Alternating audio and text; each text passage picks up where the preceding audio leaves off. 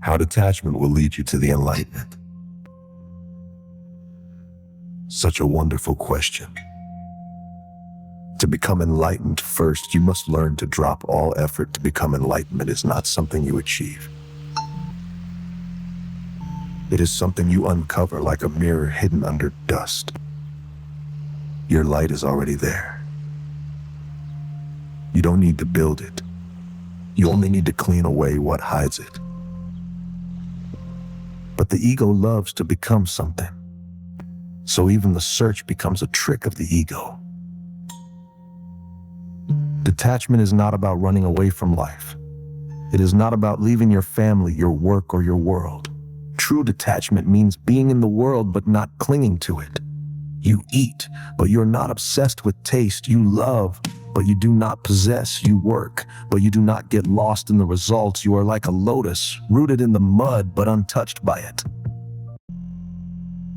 The mind is always trying to hold on. People, ideas, memories, future dreams. The more you hold, the heavier you become. The more you carry, the slower you'll walk toward truth. Detachment is like putting down a heavy bag you've been carrying for years. At first, your hands feel empty, but slowly, you feel free. Silence is the door. You do not need to fight your thoughts. Just step aside and watch.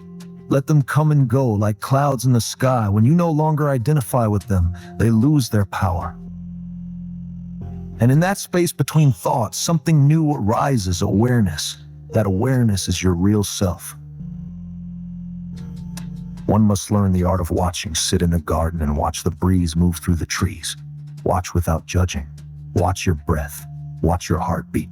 Slowly, slowly, a gap appears. A gap between you and all that is not you. In that gap, the light enters. That is the beginning of awakening. Now let me tell you a small story. There was once a man named Rahi. He had read hundreds of books on God, meditation, and enlightenment. He visited masters, joined spiritual groups, and even spent years in a cave. But peace never came. He was always restless. One day, while sitting by a river, he saw an old woman washing clothes. She looked poor, yet her face was shining with peace. Rahi asked her, "Mother, have you reached God?" She laughed and said, "I don't know about God, son. I wash clothes and watch the river." He stayed to observe her every morning. She did the same thing: wash, smile, rest, watch the water, no hurry, no worry. After a few weeks, Rahi began to feel a quietness inside, something he never found in books or caves. He asked her, "What is your secret?"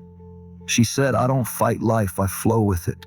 I do my work, then I let it go. I don't think too much, I trust the river. It carries everything." In that simple reply, Rahi understood. Enlightenment is not some grand explosion. It is a gentle surrender, a trust in the present moment. Enlightenment is not an escape. It is a deeper presence. It is not cold detachment. It is warm awareness without chains. When you stop chasing it, it starts moving towards you. When you stop becoming, you begin to be like the sky, open, vast, and untouched by clouds. Your being is always there, waiting to be seen. And so the journey ends where it begins, with you, right here, right now. You don't need to climb mountains. Just be still, be aware, let go, and remember, nothing is missing. You are already whole. Don't search outside for what already lives within you.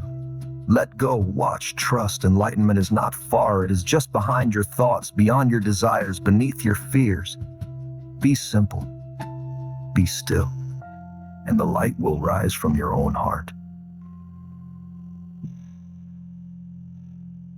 Have a peaceful time. See you all tomorrow.